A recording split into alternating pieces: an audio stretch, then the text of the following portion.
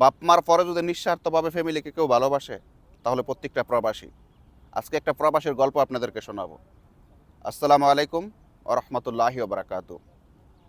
একটা প্রবাসী নিজে জইলা সবসময় ফ্যামিলিকে আলো দেয়। প্রবাসী যেরকম একটা ছোট্ট একটা বেডের ভিতরে ঘুমায়, হয়তো সে ঘুমাইলে তার কম্বলটা নিচে পড়ে যায়, এত কষ্টে জীবনযাপন করে।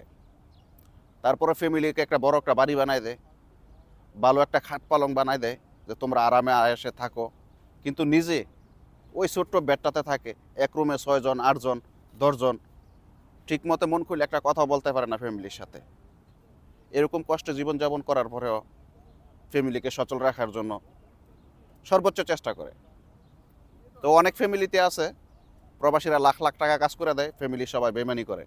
অনেক ফ্যামিলিতেই শতকরা 70% ফ্যামিলির উপরে এই জিনিসগুলো করে প্রবাসীদের সাথে।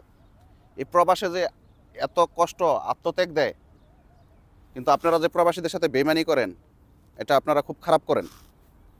কেন জানেন? একটা প্রবাসীর কষ্ট যদি কাছ থেকে আপনি দেখেন, আপনি বুঝতে পারবেন যে প্রবাসীটা একদিন রান্না করে 1 সপ্তাহ পর্যন্ত খায়। যে প্রবাসীটাই বাড়িতে মার হাতের রান্না যদি একটু মজা না হইতো, চিগলাইতো কেমনে রান্না করো, মজা হয় না, সেই প্রবাসীটা যেই কোনো জিনিস, এরকমও সময় আছে যে একটা ডিম বাজি করে খাইয়ে যাইতে হয়, টাইম পায় না। তো এই যে এত কষ্ট করার পরে ফ্যামিলিকে ভালো রাখার জন্য সেই প্রবাসীদের সাথে ফ্যামিলির অনেকে বেমানি করে, এই জিনিসগুলো আল্লাহর কাছে আপনারা কখনো মাপ পাইবেন না।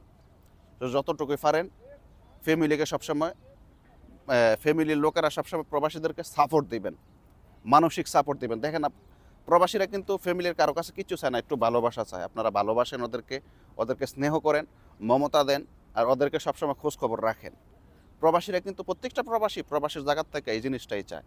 তো বিশেষ করে প্রবাসীদের সাথে কেউ বেমানি করে না। দেখেন এই ব্যস্ততা, এই ব্যস্ততার শহরে দেখেন এত বড় একটা পার্ক, কিন্তু মানুষ নাই।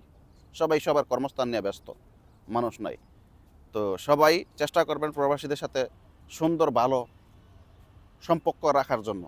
তো ভালো থাকবেন সবাই। আসসালামু আলাইকুম রহমতুল্লাহি ওবরাকাতু।